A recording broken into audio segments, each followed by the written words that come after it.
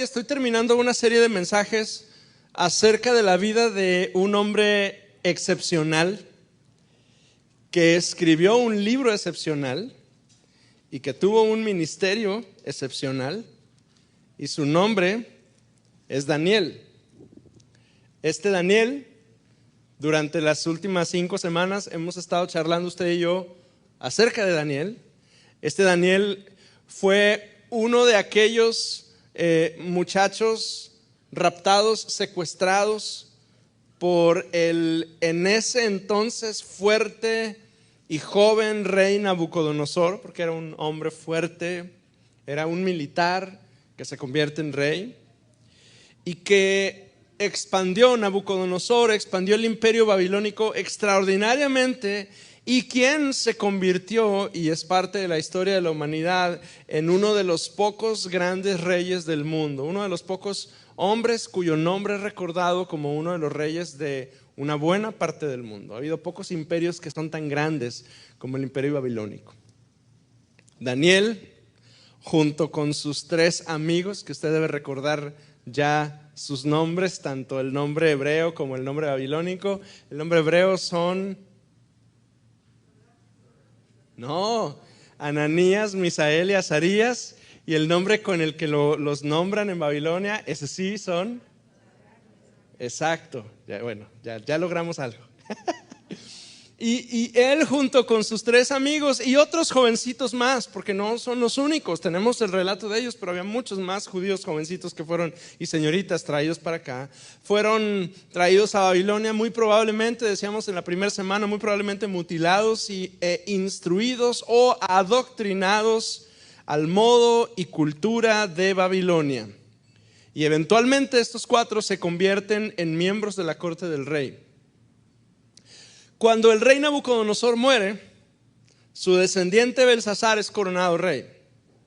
Pero su reino no es tan excepcional como el de Nabucodonosor, pero su orgullo sí lo es. Y una noche, mientras afuera de Babilonia se encuentra el ejército del imperio persa, Belsasar está adentro de la ciudad, resguardados, y él piensa que seguros por el muro de Babilonia, y ellos están junto con sus dignatarios y su gente importante adentro del palacio del rey, confiando en su poder y en su supuesta seguridad, porque él piensa que su ciudad es muy segura y que nadie nunca los ha vencido. Bueno, nadie nunca había vencido a Nabucodonosor, pero esas glorias ya habían pasado y ahora era Belsasar el rey, y él cree que jamás van a ser destruidos, porque además usted recuerda que Nabucodonosor había construido una estatua gigantesca para demostrar que su reino era inamovible.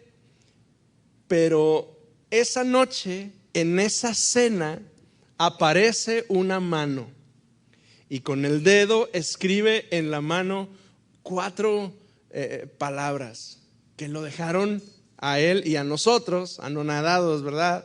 Mené, mené, tekel, uparsin. Y Daniel viene e interpreta estas palabras. Después de todo el mundo conoce a Daniel, todo el mundo sabe quién es Daniel. Daniel es conocido entre dignatarios, entre consejeros. Es más, la misma reina sabe quién es Daniel, porque se dice de él que la sabiduría de los dioses está con él. Y el mensaje de la escritura en la pared es: pesado fuiste y fuiste hallado falto. Y esa misma noche la ciudad de Babilonia cae frente al ejército de un nuevo rey que se llama Darío. Por eso la semana pasada yo concluía con usted y le preguntaba: ¿cómo andas de peso? Y casi siempre la pregunta nos incomoda, bueno, a mí nos incomoda porque hasta nos tapamos la pancita, ¿verdad? Porque no queremos que nos vean, porque sabemos que estamos pasaditos de peso. Pero la semana pasada decíamos que aquí la pregunta es: ¿cómo andas de peso si estás dando el peso completo? Porque Belsasar no lo dio. Y Dios nos llama a ti y a mí a dar el kilo, a kilos de kilo, no de 850 gramos. Pero hoy estamos frente a un nuevo rey, en el mismo libro de Daniel, pero este es un nuevo rey. Su nombre es Darío. Darío es un rey excepcional. Porque casi siempre los reyes o son muy buenos gobernando o son muy buenos militares, pero este es muy buen militar y es muy buen gobernante. Al mismo tiempo militar, pero es un gran estratega político y además es un gran gobernador.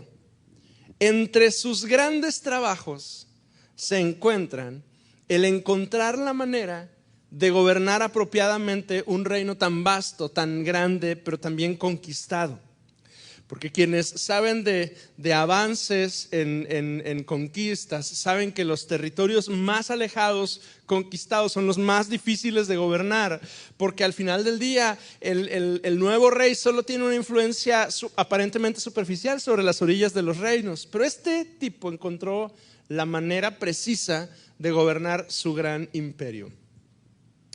Y él inventó algo llamado satrapías. Una satrapía es una extensión de territorio y instituyó como los jefes de cada satrapía a unos hombres llamados sátrapas. Por eso es que usted lee esa palabra tanto en el libro de Esther como en esta parte del libro de Daniel. Estos sátrapas o gobernadores eran superpoderosos. No me refiero a que tuvieran superpoderes, sino que tenían delegada autoridad muy particular, de modo que podían mantener el control sobre territorios muy vastos. Y este es justo el contexto con el que empieza el capítulo 6 de Daniel, y le invito a que lo lea conmigo. Daniel capítulo 6, versículos del 1 en adelante, y vamos a leer hoy la versión Reina Valera. Dice la palabra de Dios: pareció bien a Darío constituir sobre el reino 120 sátrapas que gobernasen en todo el reino, y sobre ellos 3 gobernadores, de los cuales Daniel era uno, a quienes estos sátrapas diesen cuenta para que el rey no fuese perjudicado. Pero Daniel mismo era superior a estos sátrapas y gobernadores, porque había en él un espíritu superior, y el rey pensó en ponerlo sobre todo el reino. Y una vez más tenemos aquí a Daniel, que ya no es, como decimos, aquel joven que interpretaba los sueños de aquel rey loco que quería que le dijeran el sueño y la interpretación. Ahora este Daniel es el anciano Daniel.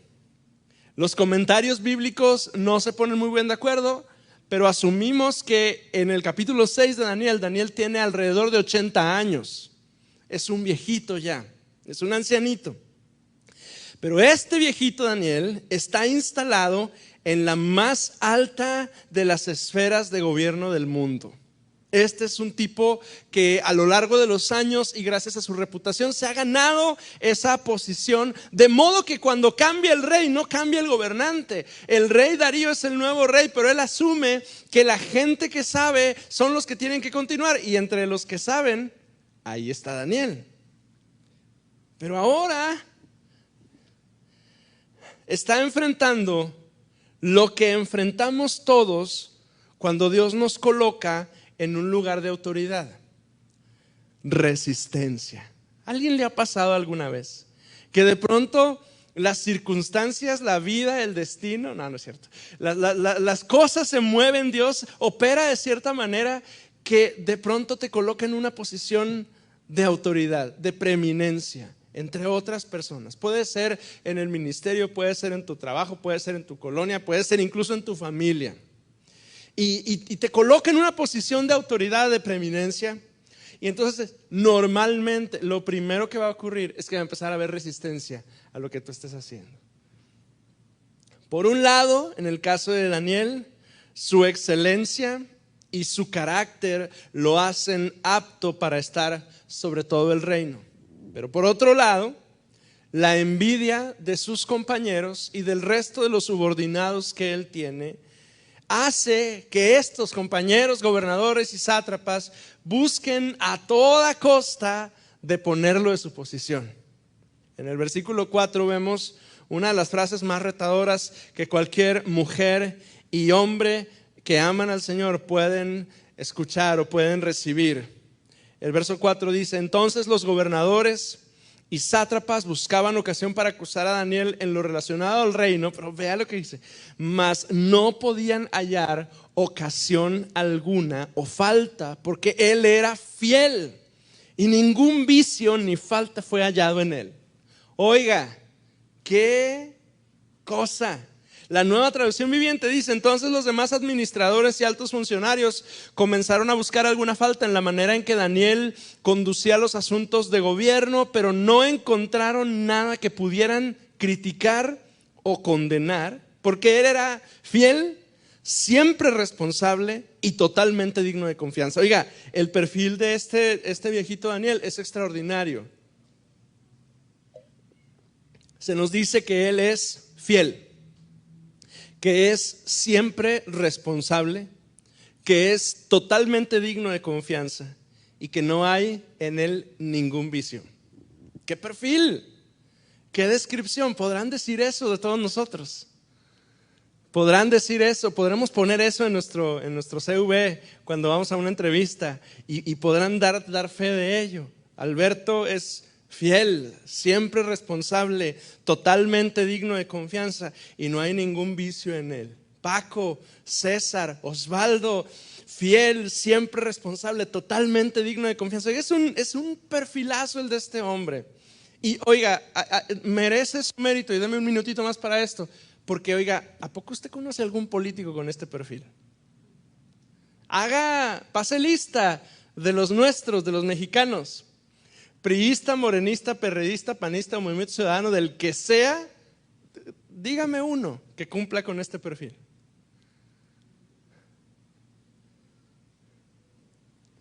Oiga, entonces tiene mérito el viejito, porque está metido en las esferas políticas y ahí es reconocido como fiel, responsable, digno de confianza y sin vicios.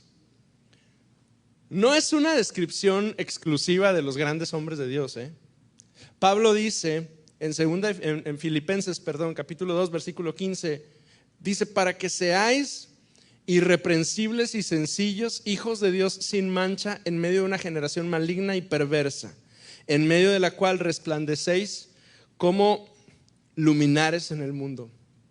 ¿Sabe que con este versículo, que déjalo en pantalla, José, tantito por favor, léalo con detalle mientras estoy hablando? ¿Sabes que este perfil no es exclusivo de los Danieles y los Pablos y los Pedros y los Silas y los nombres famosos del Antiguo o del Nuevo Testamento? Es que se espera que ese sea nuestro perfil. O sea, Pablo está diciendo: tú debes ser irreprensible, sencillo, sin mancha, en medio de una generación maligna y perversa, y debes, dice, resplandecer como las estrellas del cielo. Así tienes que resplandecer tú. Esa es la expectativa de Dios para nosotros. Es que nuestra aspiración debe ser justamente esa: ser irreprensibles. O sea, que nadie pueda venir y decir: sí, pero yo conozco a Hugo, pero yo sé de qué pie cojea. O sea, nadie debiera de decir de qué pie cojeo, porque no debiera de cojear de ninguno. ¿Me explico? Nadie debería de venir y decir: no, sí, pero Hugo, aquel Hugo. Sí, no, sí, toca y todo y bien, pero no, yo lo conozco. O sea, yo soy su vecino, yo sé que no. La Biblia dice que debemos ser irreprensibles.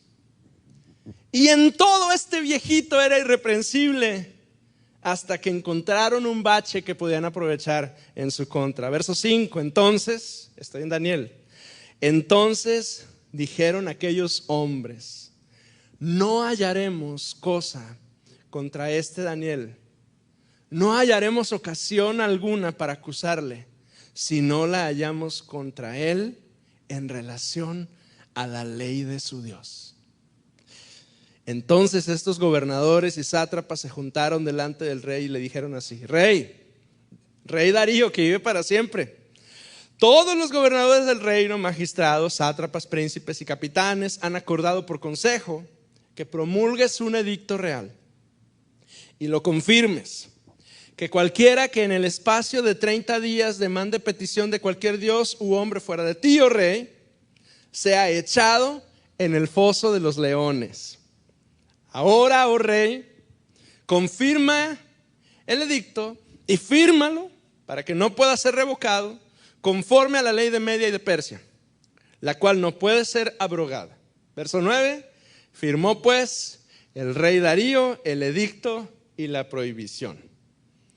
Solo tramando algo en lo relativo a su fe podemos encontrar tropiezo. Y entonces traman esta ley. Que hay que considerar, y quiero tomar un minuto para explicarlo, hay que considerar que no es una idea tan descabellada para el gobierno persa.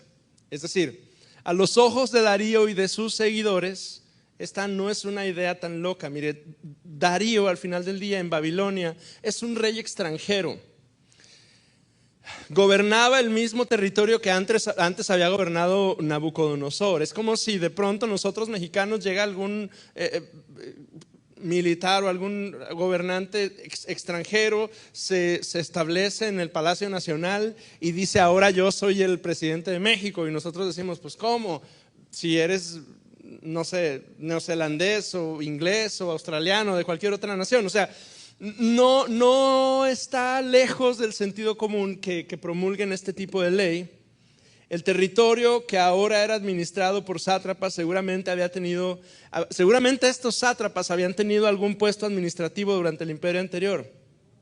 Esta ley que firma Darío era promulgada para confirmar el poderío, el señorío, la autoridad, casi pudiéramos decir que la divinidad del rey Darío. Después de todo, usted y yo debemos recordar que a los emperadores paganos antiguos se les otorgaba este trato casi que divino. Pero quiero que observe cómo Babilonia, es decir, el sistema corrupto del mundo, que quita el crédito al Señor, que resta la gloria a Dios, seduce a este nuevo rey, a Darío. Quiero que observe cómo este viejo va llegando al trono e inmediatamente Babilonia se mete y lo golpea. No la nación, no el pueblo, no la ciudad, el sistema, la filosofía, el estilo de vida de Babilonia lo golpea para él deber tomar la gloria. Y Darío cae en la trampa. Esa tentación de estar en posición de autoridad y tratar de confirmarla a tu modo, con tus recursos y bajo tus parámetros. Denme un minuto para hablar un poquito de esto, porque es una tentación en la cual caemos la mayoría de nosotros. O sea, un día Dios nos coloca en una posición especial, un día nos pone justo en ese lugar de preeminencia. Y entonces, en vez de darle gloria a Dios y reconocerle a Él, estamos luchando y peleándonos con todo mundo para que nos reconozcan que nosotros somos los buenos, que yo soy el mero mero aquí y que tienen que hacerme caso porque yo soy el papas fritas. Lo observa usted. Nota que así reaccionamos. ¿Sabe qué es? Es Babilonia, es el mundo que viene y nos golpea y nos dice: no, Jonah, eres tú el bueno, tú tienes que ser el que va adelante, tú tienes que ser el que camina, tú tienes el que dirige, el que hace. Y oiga, igual que Darío, me la creo. Y Darío promulga, cae en la trampa y decreta que a partir de ese momento solo a él, a Darío, se puede orar, solo a él se puede pedir, solo a él se puede clamar y solo a él, a Darío, el rey, se puede adorar. La Nueva Traducción Viviente dice: ordene usted que en los próximos 30 días todo aquel que ore a quien sea, divino o humano, excepto a usted su majestad, sea arrojado al foso de los leones. Y aquí aparece la amenaza del pasaje. El foso de los leones. Usted está familiarizado con esta historia porque, oiga, yo siendo niño y no fui mucho tiempo a la escuela dominical, pero yo creo que me ha de haber escuchado esta historia como unas 15 veces, fácil. O sea, usted la conoce, ¿verdad? El foso de los leones. El lugar es así de simple, así como se lee. Es una especie de calabozo, cueva, calabozo, con fieras adentro, con leones adentro, probablemente traídos de muy lejos, un tipo de león en particular que tiene la preferencia por comer carne humana, porque parece ser que la carne humana es más suave que la carne de los animales que él puede cazar, entonces por eso es más codiciada para estas bestias. La intención de tenerlas ahí es justamente un tipo de condena a muerte sangrienta, dolorosa, evidente y atemorizante para cualquiera que supiera de esa posibilidad. Para eso tienen ese foso ahí, para que cuando alguien se pone loco y no quiere obedecer, lo mandamos al foso de los leones. Como cuando usted amenaza al chiquillo y le dice: te voy a meter al cuartito de atrás. Así. Verso 10. Cuando Daniel supo que el edicto había sido firmado, entró en su casa y, abiertas las ventanas de su cámara que daban hacia Jerusalén, se arrodillaba 3 veces al día y oraba y daba gracias delante de su Dios, como lo solía hacer antes. Entonces se juntaron aquellos hombres y hallaron a Daniel orando y rogando en presencia de su Dios. Oiga, qué valor de viejito. Y yo me llego a preguntar, si sucediera que pase algo así, es decir, que llegase a existir una amenaza para nuestra fe, que suceda que de pronto, quién sabe por qué, porque esto fue súbito, esto fue repentino, de un día a otro, la fe en Dios ya no podía ser pública, ¿no? Y puede suceder. ¿Qué pasara si legalmente se convirtiera en un delito de un día a otro el buscar a Dios y seguirle y congregarse y orar públicamente? Que de un día a otro, un sábado o un domingo, el domingo encontramos soldados aquí que nos impiden venir y entrar a la iglesia o a cualquier iglesia. Que de pronto empiezan a recoger Biblias y ya no tenemos la palabra de Dios con nosotros. Y dice: bueno, tengo la aplicación, pues esa se la quitan pronto. O sea, nada más con que digan, opriman un botoncito, ya no va a aparecer en su teléfono. ¿Qué pasaría? ¿Lo seguirías siguiendo al Señor? Mi fe en ese escenario imaginario, esperamos, hipotético quisiéramos, mi fe se mantendría viva. Hace algunos años escuché predicar a una mujer que se llama Rebecca Myers o Meyers, y estaba compartiendo acerca de la fe. Y recuerdo tanto esta frase, no me acuerdo de qué se trataba la predicación, pero me acuerdo de esta frase: es muy fácil seguir a Cristo en este mundo de primera clase en el que vivimos, donde tienes una bella casa y servicios y una cama cómoda y libertad, donde puedes congregarte, que en nuestro caso es un lugar bonito, con clima, con sillas cómodas. ¿Está usted incómodo hoy? No, digo, si tuviéramos un reposero aquí seríamos muy felices, ¿verdad? Pero pues estamos bien.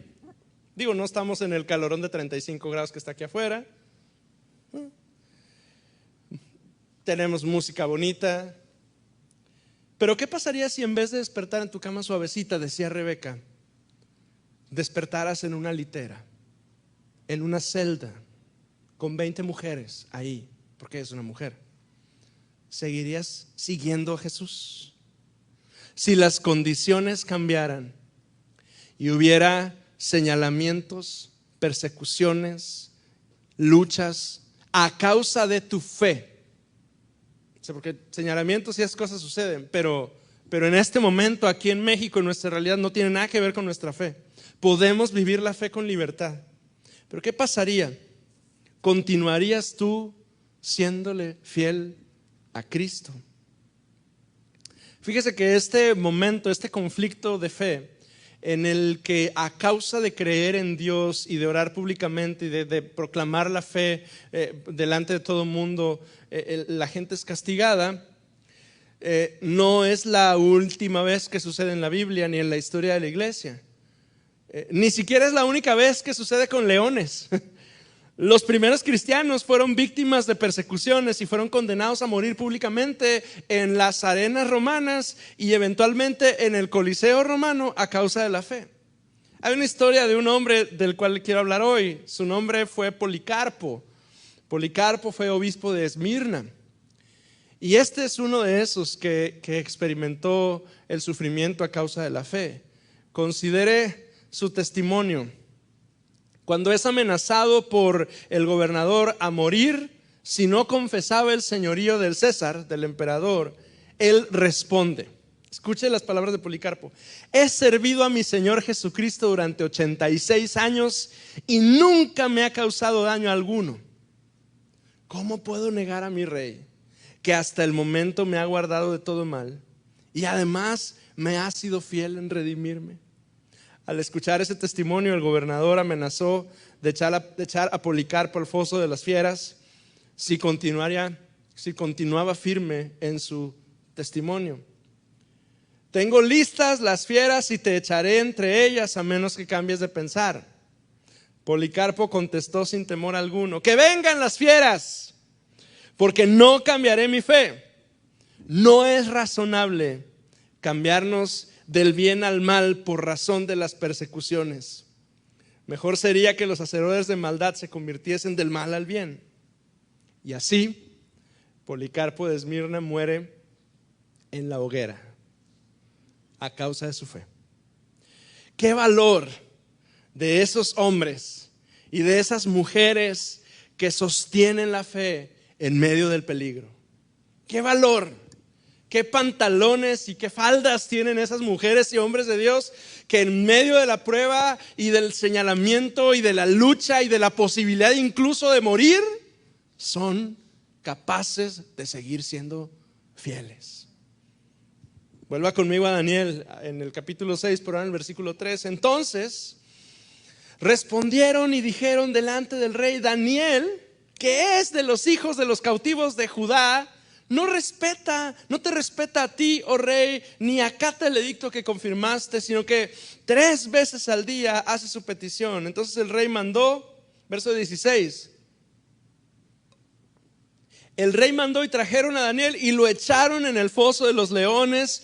Y el rey dijo a Daniel: el Dios tuyo, a quien tú continuamente sirves, Él te libre. Y así, el viejito Daniel es echado en el foso, con las fieras, a su suerte.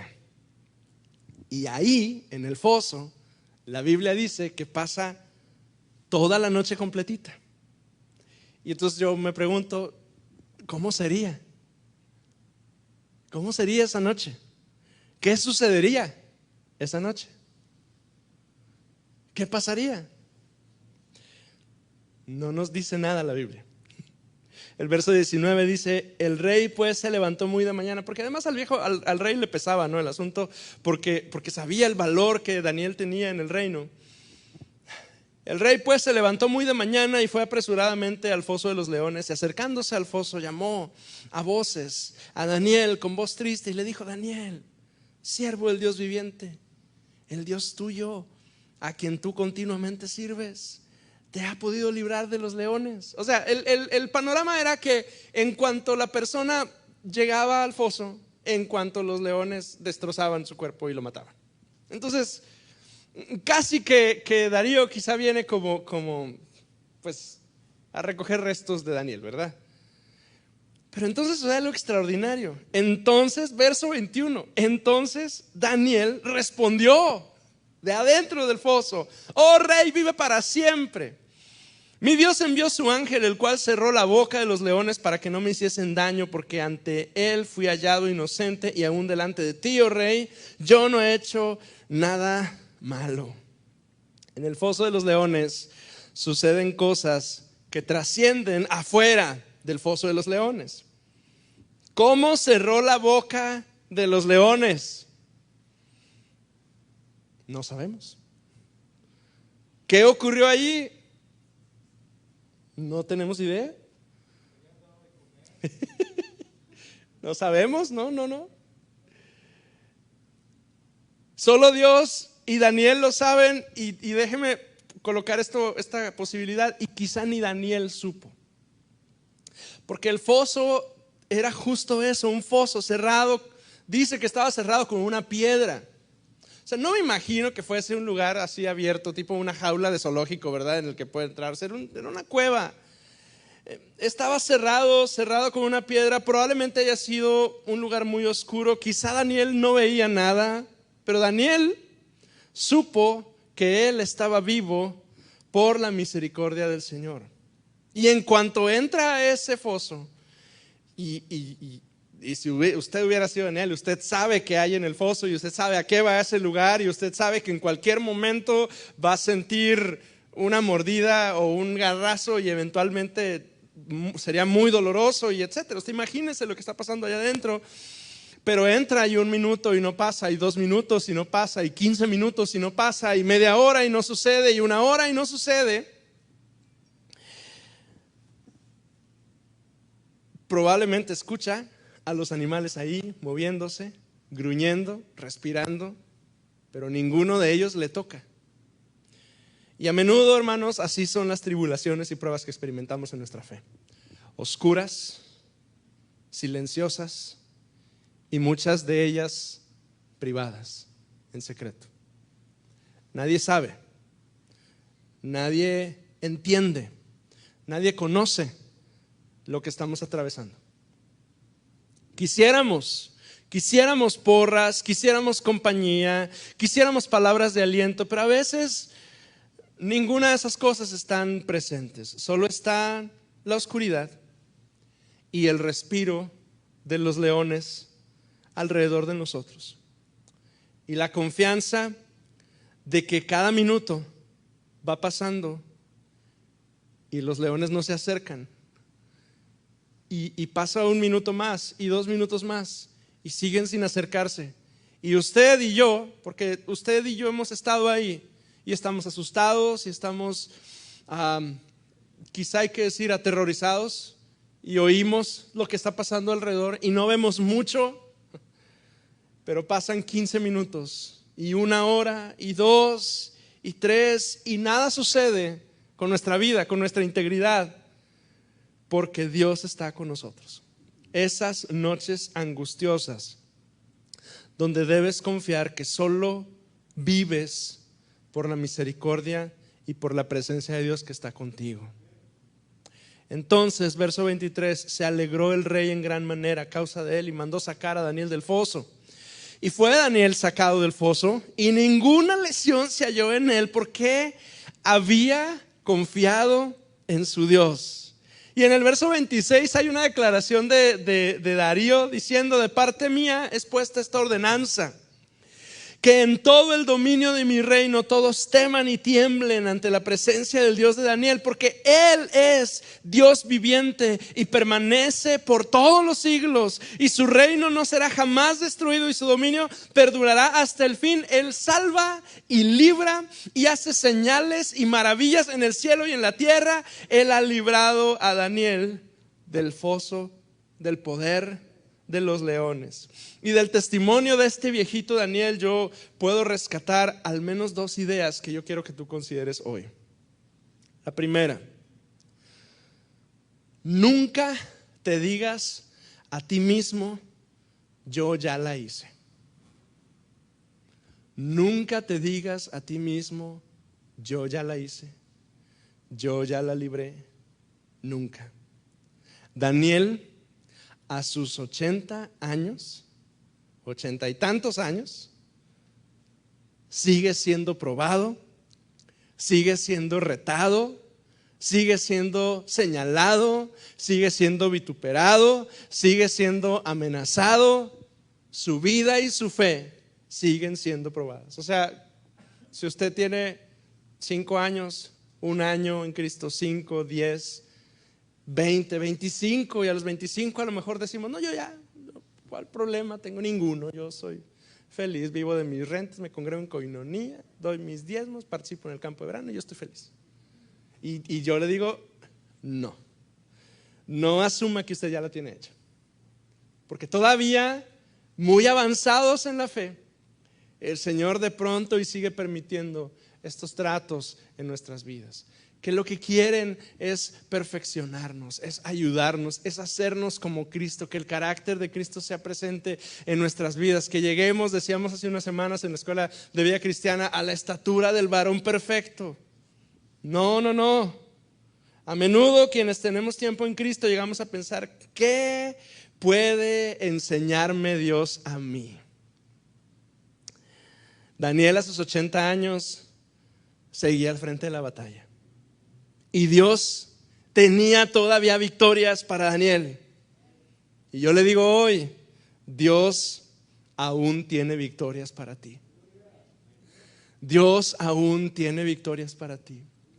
No sé si estás en un foso como Daniel, o no sé si estás atravesando una situación complicada de esas que pensamos que ni Dios la resuelve, pero yo te puedo decir en el nombre del Señor, Dios aún tiene victorias para ti. Y segundo, si llega la prueba, si llega la tempestad, si se abre el foso de los leones y resulta que es para ti, tu refugio sigue siendo el mismo. La Biblia dice, me encanta porque lo que acabamos de leer dice, Él es Dios viviente y permanece por todos los siglos y su reino jamás será destruido. Me recuerdan a las palabras de Hebreos capítulo 13, 15, me parece que es donde está. Jesucristo dice, es el mismo ayer, hoy y por los siglos. Tú has conocido a Dios y lo conociste hace no sé cuánto tiempo. Sí, ¿hace cuánto tiempo conocimos al Señor? 2007, mi esposa. ¿Hace cuánto fue eso? ¿Quién sabe? 7, 17, 18, 19, 20, 21, 22, 23 16 años. Hace 16 años. Yo conocí al Señor en septiembre del 98. Usted haga la cuenta y me dice cuántos son. No. ¿Hace cuánto conoció al Señor? ¿Hace cuánto conociste al Señor, Jonah? Muchos. Algunos aquí lo cuentan ya en décadas. 20, 30 años, pastor. 35, 40 años. Lo sé, porque es una bendición oír y conocer sus historias de vida y sus testimonios. Mire, el Dios que usted conoció hace 20 años y le libró hace 20 años es el mismo que le va a librar hoy. Y el Dios que usted conoció hace un año, hace 2 años, que le libró de la muerte y le levantó, es el mismo que lo va a librar. Es el mismo ayer y hoy por los siglos. Las promesas de Dios siguen presentes, siguen vigentes, completas, retadoras. La presencia de Dios sigue siendo suficiente para ti, porque llega el momento en el que te das cuenta que en un mundo cambiante el Dios en el que crees sigue vigente. Segunda de Corintios 4 versículo 16 dice, por tanto no desmayamos. Antes, aunque nuestro hombre exterior se va desgastando, el interior no obstante se renueva de día en día, porque esta leve tribulación momentánea produce en nosotros una cada vez más excelente y eterno peso de gloria. No mirando nosotros las cosas que se ven, sino las que no se ven, pues las cosas que se ven son temporales, pero las que no se ven son eternas. Escuche, las tribulaciones nos ayudan para que nuestra vista deje lo terrenal y podamos percibir lo eterno. Y se lo voy a demostrar con lo siguiente que le voy a decir. Daniel, este viejito Daniel del que estamos leyendo la Biblia, férreo, valiente, ejemplar, extraordinario, él se convierte en el primero de los profetas del Antiguo Testamento en vislumbrar en sus visiones y en sus profecías eventos y cosas que van mucho más allá de la llegada del Mesías. La mayoría de los profetas, o sea, estoy hablando de Oseas, Amós, Isaías, Jeremías, Ezequiel, incluso Nahum, Miqueas, Jonás, casi todos los profetas del Antiguo Testamento, su mirada, su visión profética llega hasta Cristo. Y sus profecías tienen que ver con Cristo y señalan claramente hacia Cristo y describen cómo van a ser, cómo va a entrar a Jerusalén, cómo va a morir, qué es lo que va a hacer, cuáles son las señales que va a hacer, qué sufrimiento va a tener. Todo lo describen los profetas. Pero Daniel, ¿sí? Este viejito Daniel persistente, fiel, honorable, de buen testimonio, que guardó su vida en santidad para el Señor, Daniel que acaba a 80 años de edad es metido al foso de los leones y escucha el respirar de los leones aquí. Este viejito Daniel es el primero de los profetas que ve en sus visiones a Cristo y luego ve más allá, mucho más allá, y su visión profética llega hasta el final de los tiempos. O sea, digo para que me entienda, ni siquiera hemos llegado al final de los tiempos. Y Daniel tuvo la oportunidad de verlo proféticamente. ¿Por qué? Porque las tribulaciones nos ayudan para que nuestra vista deje lo terrenal y podamos percibir lo eterno. Pablo lo dice. Esta leve tribulación momentánea produce en nosotros un cada vez más excelente y eterno peso de gloria, para que no miremos lo que se ve, sino que podamos ver lo que no se ve. Daniel tiene vistazos del final de los tiempos. Hermano, hermana, quizá alguno de nosotros ha estado atravesando esas noches angustiosas. Quizá alguno de nosotros ha estado viviendo esos momentos difíciles donde sentimos a los leones paseando alrededor de nosotros y ni siquiera los vemos, solo lo oímos y sentimos el aliento de las bestias alrededor. Claro que estoy hablando en alegoría, ¿verdad? Sentimos que la vida se nos está yendo, sentimos que la cosa ya no va a tener solución, parece que ya no hay más para dónde hacernos. Pero hermano, hermana, esta tribulación la vivimos para que Dios ponga un más excelente peso de su gloria en nosotros, para que podamos glorificarle y para que podamos ver más allá. Que nuestros ojos, que normalmente, yo no sé si le pasa a usted, pero normalmente mi mirada está puesta aquí en lo terrenal, ¿verdad? Estoy afanado sí, mi trabajo es la iglesia, pero estoy afanado en que las cosas marchen, que todo esté en su lugar, que se haga todo como se debe de hacer, ¿no? Mi mente está aquí, mis hijos y lo suyo, y que tengan, y ir y venir y comprar y comer y gastar y etcétera, ¿no? Pero entonces vienen estos momentos difíciles que lo que hacen es que nos ayudan. El Señor nos ayuda a mirar más allá, a darnos cuenta que Él, que es eterno, Él quiere llevarnos de su mano en sus propósitos que son eternos. Cierra sus ojos un momento conmigo, por favor.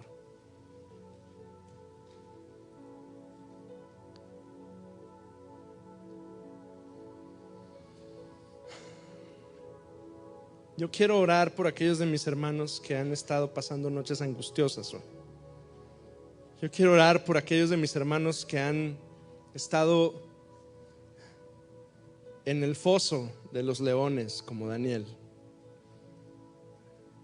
que durante los últimos días han sentido al enemigo de sus almas merodear alrededor y tratar de robarles aquello que más aman y quitarles la paz y destruirles. Y has sentido literalmente cómo la lucha, la aflicción ha venido y ha destrozado áreas de tu vida. Yo quiero orar por ti hoy, mi hermano. Yo quiero decirte en el nombre del Señor que el mismo Dios que te llamó, que te ha sostenido, que hace algunos años te llamó para que te acercaras, y que en alguna ocasión te sanó, y que en otra te libró de la muerte, y que en otra proveyó un nuevo empleo, y que en otra ocasión vino y te levantó de la depresión, y que en otro momento vino y obró sanidad para ti o para alguien de tu familia. Ese mismo Dios que ya ha trabajado en tu vida antes es el mismo Dios que te está acompañando en este momento en ese lugar oscuro. Quisiéramos salir de inmediato del foso, pero la Biblia dice que duró una noche, que durante una noche completita Daniel estuvo ahí. Y yo no sé cuánto dure la noche para ti. Probablemente estás en ese proceso, en esa noche difícil. Pero sí sé que tú sigues vivo porque el Señor está ahí contigo. Tú estás vivo todavía hoy porque el ángel del Señor ha venido y ha cerrado las fauces de esas fieras. Y tu vida y la de tu familia están en sus benditas manos. Señor, Tú conoces la vida de mis hermanos, de todos ellos, Señor, el día de hoy, y de mis hermanos que me están escuchando en línea, Señor. Nada hay oculto, Señor, delante de tus ojos. Señor, ayúdanos. Ayúdanos, Señor. En tu misericordia, Espíritu de Dios, ven hoy a nosotros, a nuestro corazón, y sana, Señor, las heridas que esta tribulación haya provocado en nosotros, Señor, y alivia los dolores, Señor, que todas estas situaciones hayan lastimado en nuestras vidas, a nuestra familia, Señor. Y danos, Señor, esa certeza, esa convicción, esa seguridad, Señor, de que aunque las fieras estén alrededor y sus gruñidos y sus alientos estén escuchando, Señor, tú eres quien detiene sus garras y sus hocicos, Señor, y nada nos va a pasar porque estamos en tus benditas manos, Señor. Nada le va a ocurrir a aquel que está en tus manos, y nosotros, Señor, tus hijos, estamos en tus manos, Señor. Y si acaso alguno de mis hermanos ha sentido que se ha escapado del lugar de bendición, si acaso alguno de mis hermanos aquí o en sus hogares, Señor, han sentido que se han salido de ese lugar de bendición tuyo, Señor, corremos hoy hacia ti. Corremos hacia tu trono de gracia, donde tú nos fortaleces, donde tú nos levantas, donde tú nos sostienes, Señor. Venimos delante de ti, Señor. Venimos delante de ti, Jesús. Hermano, hermana, si usted necesita venir al altar y permitirnos orar por usted, es un buen tiempo para hacerlo. Y decirle junto con nosotros al Señor: Señor, levántanos y ayúdanos, Señor.